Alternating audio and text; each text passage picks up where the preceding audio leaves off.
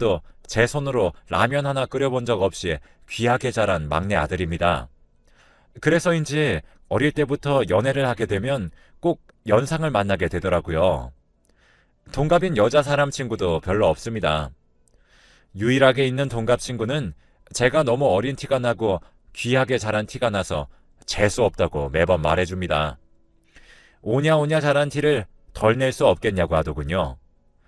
지금이야 너 그러는 거 귀여운 맛에 만나는 누나들 있겠지만 네가 한 집의 가장이 된다 생각하면 앞이 캄캄하다 라고 하더군요. 그럴 때마다 내가 너 만나서 살 것도 아닌데 악담 좀 그만하라 했죠. 그렇게 계속 살 바에는 차라리 능력 끝내주는 나이 많은 누나 만나서 장가가라고 하더군요. 그래야지 그나마 살아도 오래 살 수 있을 거라고 합니다. 그런데 정말 그 친구 말대로 전 연상의 여인을 만나 결혼하게 되었습니다. 처음으로 들어간 회사에서 만난 팀장님입니다. 제가 인턴일 때부터 알뜰살뜰하게 챙겨주었어요. 모르는 게 있어서 당황하고 있으면 잠깐 사이에 그걸 캐치하고 옆에 와서 알려주고 또 남들 몰래 일도 많이 도와주면서 해줬습니다. 중요한 프로젝트가 있어 정직원이 될 수 있는 기회였을 때에도 누나는 자신의 밤잠을 아껴가며 제 프로젝트를 도와주었고 그 덕분에 전 어린 나이에 신입이 너무 우수하다는 극찬을 받으며 정직원이 되었습니다. 누나와 팀이 갈린 이후로는 선배들에게 잔소리도 많이 듣고 애물단지 취급받느라 너무 힘들었지만 누나와 결혼하게 되었다고 청첩장을 돌린 이후로는 다들 눈에 띄게 잘해주더라고요. 누나의 영향력이 꽤나 셌기에 그때 괜히 으쓱해서 실수를 하고도 당당했던 기억이 납니다. 지금은 글쎄요. 뭐라고 설명할 수 있을까요? 전 슈퍼우먼 같던 지금의 와이프만 보고 결혼하게 된 건데 결혼하게 되니 와이프는 슈퍼우먼으로 강제로 키워진 거였더라고요. 와이프는 일찍이 아버지가 돌아가셔서 홀어머니와 함께 살았습니다. 주위 어르신들이 많이 도와준 덕분에 경제적으로는 어렵지 않게 클 수 있었다고 해요. 흔히 눈물 쏙 빠지는 드라마를 보면 어머니가 하루 3시간씩만 자면서 힘들게 돈 벌어오고 라면 하나로 세 끼를 때우는 그런 일은 없었다고 단언할 수 있습니다. 와이프의 어머니는 8남매 중에 유일한 막내딸로 귀여움을 듬뿍 받고 자랐고 할머니가 된 지금도 오빠들에게 용돈을 받고 사랑을 받으면서 계시고는 해요. 그러다 보니 장모님께는 불치병이 하나 있습니다. 바로 공주병. 올해 나이가 70을 바라보고 계시는데 어찌나 공주병이 심하신지 혀를 내두른 적이 한두 번이 아닙니다. 어머니는 처음부터 저희와 함께 살기를 원하셨어요. 하지만 신혼을 즐기고 싶기도 했고 또 워낙 철부지 같은 저 자신을 스스로 잘 알고 있기 때문에 장모님과 살면 이만저만 불편할 것 같더라고요. 와이프도 결혼은 독립된 생활로 지내고 싶다고 해준 덕분에 분가할 수 있었습니다. 와이프는 단 하루도 어머님과 떨어져 자본 적이 없다고 해요. 그 흔한 수학여행도 어머니가 와이프 없이는 못 잔다고 나자빠지시는 덕분에 갈 수가 없었다고 하더군요. 혹시라도 몰래 떠나는 날에는 셋째 오빠 차를 타고 잡으러 왔다고 합니다. 그런데 어머님도 결혼은 어쩔 수 없었던 모양인지 반대가 심하긴 하셨지만 끝내 허락해 주셨어요. 하지만 차라리 같이 사는 게 나았겠다 싶었던 순간들을 매일 만들어 주셨죠. 전화는 점심시간 때부터 걸려오기 시작합니다. 저녁을 친구랑 먹기로 했는데 취소가 되었다부터 시작해서 집에 아무도 없으니 환청이 들린다는 말까지요. 저희가 하도 당하니 수법이 뻔해가지 않는 날이었습니다. 전화를 걸어서 소리를 으악 지르고 끊으시더군요. 119에 전화를 한 상태로 와이프와 허둥지둥 가니 서프라이즈 하시면서 저희를 반기시는 게 아니겠어요. 이래도 저래도 너희가 안 오니 이런 짓을 벌일 수밖에 없었다고 우시기까지 하더군요. 그 이후로도 그런 일이 몇 번이나 반복되었어요. 전화를 걸어 물건이 깨지는 소리를 내면서 강도가 든 척을 하시기도 했고요. 어머님께 차라리 남자친구가 생기면 덜하지 않을까 싶어서 와이프에게 어디 모임이라도 나가실 수 있게 문화센터 같은 데라도 끊어드리자 말했습니다.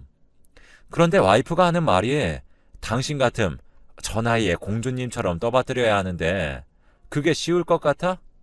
저 나이에 서로 의지하고 고즈넉한 풍경을 보면서 살아온 세월 이야기를 하기도 부족할 판에 누가 시중을 들고 싶겠냐고 그러더군요.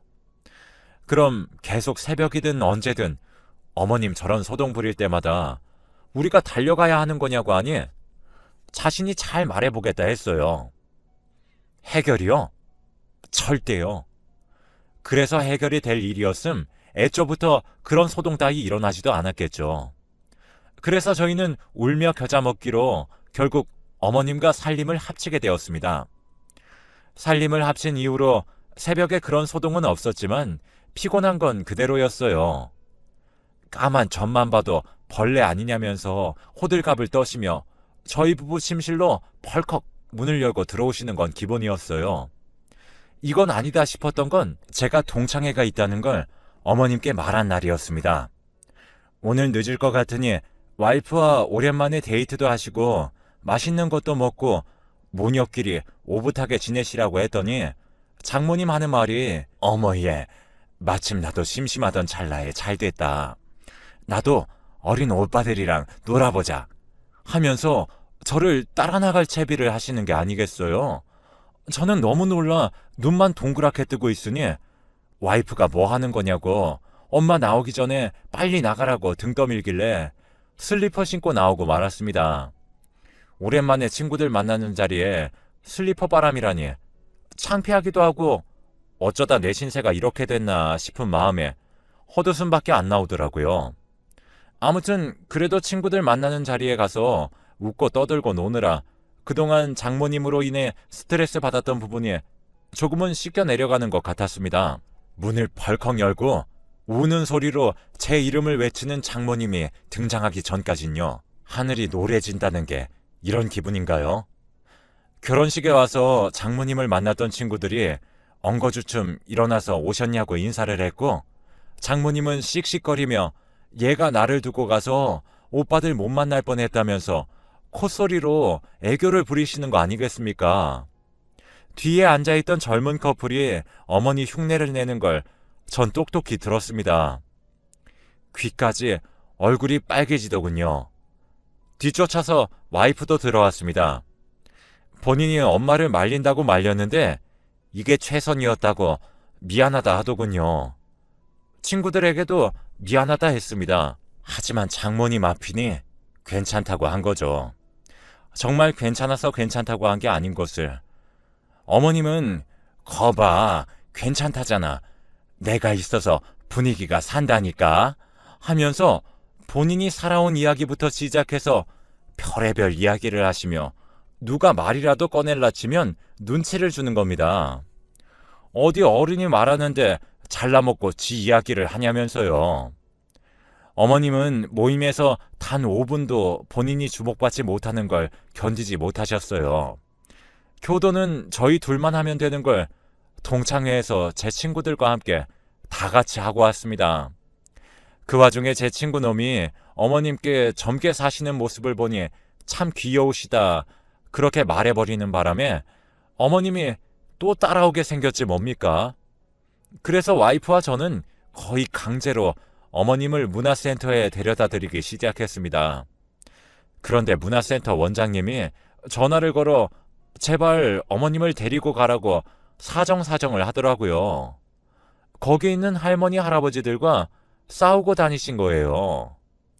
자기가 급이 많니 안 많니 늙은이들이랑은 이래서 말을 섞을 수가 없다면서 같은 방에 있는 것조차 혐오스럽다고 나자빠지셨대요. 저희가 가니 오히려 자기가 한 대 맞은 것처럼 엉엉 울며 하소연을 하시는데 어떻게 해야 할지 모르겠습니다. 그걸 자켓 카페를 운영하던 친구에게 말을 했어요. 어머님께 귀엽다고 했던 녀석이요. 동네가 작고 오는 손님들도 한정되어 있으니 어머님 소소하게 용돈벌이 하실 수 있게끔 자기네 카페에서 아르바이트를 하시는 건 어떠냐는 거예요. 주변에 노인정도 있고 하다 보니 젊고 신사적인 할아버지들도 많이 온다고요. 일하다가 눈 맞으면 저에게도 일석이조 아니냐고 하길래 아침 출근길이 아무리 멀어도 매번 친구네 카페까지 모셔다 드렸습니다. 어머니가 물론 처음에는 자기 힘든 일 하는 거 싫다, 남의 비위 맞추는 건 딱 질색이라고 하시더니 귀엽다고 했던 그 친구 기억 안 나시냐 했더니 좋다고 하시더라고요. 아마 제 친구에게 온갖 귀여움 받을 생각을 하셨겠죠. 남이니 친구가 욕도 못할 것까지 다 계산한 게 아닐까 싶습니다. 아무튼 그렇게 카페에 일을 다니기 시작한 어머님이 언제부터인가 본인을 더 화려하게 가꾸기 시작하셨습니다. 와이프 아버님이 돌아가실 때 남겨주신 유산이 워낙 많았던 것도 있지만 어머님네 집이 잘 살던 것도 있고 오빠들이 많다 보니 용돈으로 준 돈들도 어마무시했기 때문에 어머님은 원래도 본인을 화려하게 꾸미셨거든요. 요즘 유행한다 싶은 고가 브랜드의 가방과 옷, 신발, 나이트 조명을 연상시키는 희한한 보석까지 다 가지고 계셨는데 그 전과는 비교가 안 되게 꾸미기 시작하셨어요. 와이프가 못 참고 엄마 그러니까 졸부 같잖아 할 정도였어요. 어머니는 그래도 아랑곳하지 않고 우리 그이가 내가 이렇게 입는 게 그렇게 귀엽대잖니 하면서 백화점을 드나주셨고 10손가락 빼곡히 보석 반지를 차고 카페 아르바이트를 다니셨습니다. 그런데 이상한 게 하나 있었어요. 어머니가 언제부터인가 자신의 그이에게 선물을 줘야겠다면서 선물을 하나씩 사기 시작하셨는데 선물의 가격은 물론 고가였지만 디자인이 아무리 봐도 노인분들이 할 만한 그런 디자인이 아니었어요. 딱 와이프랑 제 또래 많이 쳐봤자 위로도 아니고 아래로 쳐야 쓸만한 디자인들을 사기 시작하시더라고요. 취향이 참 특이한 분이다 싶더군요. 하긴 어머님이 보통 분이 아니시기에 웬만한 남자는 아니겠다 싶었어요. 와이프랑 저도 슬슬 어머님의 그이에 대해 궁금해지기 시작했고 소개해달라고 꼬시기 시작했습니다. 하지만 어머님은 그이에 대해 조금만 자세히 물으면 입을 싹 닫으시더군요. 결국 친구에게 전화를 걸어 물어봤습니다. 카페에 자주 오는 남자분들 중에 어머님이랑 사귀는 것 같은 사람 없냐? 어머니가 누굴 만나긴 하는 것 같은데 어떤 남자인지 도통 알려주시지 않는다. 너무 궁금해서 미칠 것 같다. 생각보다 깊은 사이인 것 같다. 선물도 엄청 사다 바치신다. 하니 친구는 때가 되면 어련히 말씀해주지 않으시겠냐. 자기는 보고 들은 게 있어도 말할 수는 없는 처지라는 걸 알아줬으면 좋겠다. 어머니와 내 의리가 이 정도다 하는 거 아니겠어요? 전 그래서 친구가 자기 아버지를 소개해 준 것 아닌가 했습니다. 친구네 아버지가 혼자 되신 지 꽤 되셨거든요. 여느 때처럼 전 어머니를 카페로 바래다 드리고 회사로 돌아가는 길이었습니다. 그런데 어머니가 핸드폰을 두고 내리시는 바람에 어머님 폰으로 걸려오는 전화를 제가 받고 말았습니다. 저장명은 서방님이더군요. 100% 남자친구분이구나 싶어 차도 잠시 도로에 세워둔 채로 목소리를 가다듬고 받았습니다. 그런데 웬걸 영상통화 속 환하게 웃고 있는 건 제 친구놈이 아니겠어요? 저장명이 서방님이더라. 이게 대체 무슨 상황이냐 설명해달라고 하니 그때 카페에 막 들어선 어머님이 제 친구를 향해 더는 비밀 연애 못하겠다면서 당당하게 밝히자고 하는 거 아니겠어요? 자기야, 우리 둘이 불륜도 아니고 서로 깨끗한 상황에서 만나는 건데 숨길 게 뭐가 있냐? 이렇게 하시면서요. 친구는 많이 당황스러운 눈치였지만 이내 침착한 목소리로 저를 향해 우리 둘이 사귄다면서 응원해달라고 하더군요. 다른 친구들한테 자기가 말할 때까지는 비밀로 해달라고 하더군요. 전 이렇다 저렇다 아무런 말도 할 수가 없었고 차를 운전해 회사로 갈 수도 카페로 갈 수도 없었어요. 회사에서 왜 이렇게 안 오냐고 전화가 왔을 때에도 아무런 대답하지 못하고 어안이 벙벙해 있으니 아프냐고 하더군요.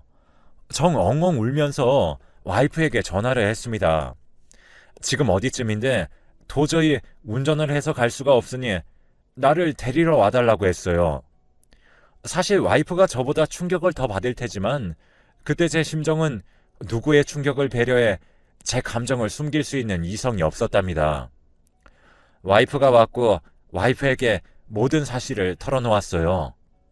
그리고 그 차에서 저희는 해가 저물 때까지 아무런 말도 않고 멍만 때리고 있었네요. 흘러가는 강물처럼 어머님에게도 그냥 흘러가는 마음이겠거니 매일같이 기도했습니다. 친구를 찾아가서 정신 차리라고도 했어요. 어머님 뻘이다. 이럴 거면 차라리 방탕하게 이 여자 저 여자 아무 여자나 만나고 살아라 했습니다. 아버님보다도 나이가 많은데 진짜 제정신이냐? 진지한 거냐고 하니 친구는 무릎을 꿇더군요. 자기 이해 못할 것 알고 이해를 부탁하지도 않겠다. 결혼은 하지 않을 테니 우리 둘이 만나는 거 방해만 하지 말아달라 하더군요. 넌 진짜 미친 자식이라고 욕하고 뺨을 쳤습니다. 친구들한테도 다 말할 거라고 네가 욕먹어서 정신 깨우치기를 난 그렇게 빌 거라고.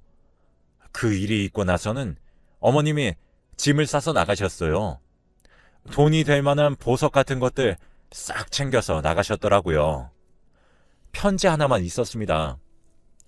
내 사랑을 존중하지 못하는 사람들은 벌레같이 느껴져서 단 1분 1초도 함께하고 싶지 않다고요.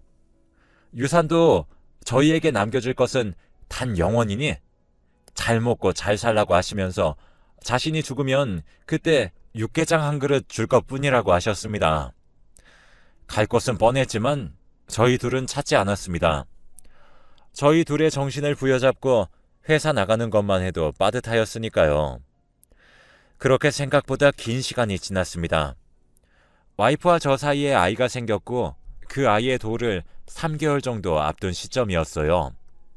어머님에게서 먼저 연락이 왔습니다. 전 당연히 그동안 친구를 통해서 임신을 했고 아이를 낳았고 곧 돌이라는 이야기를 어머님께 전해달라 한 것이 있으니 그것에 대한 이야기일 줄 알았어요.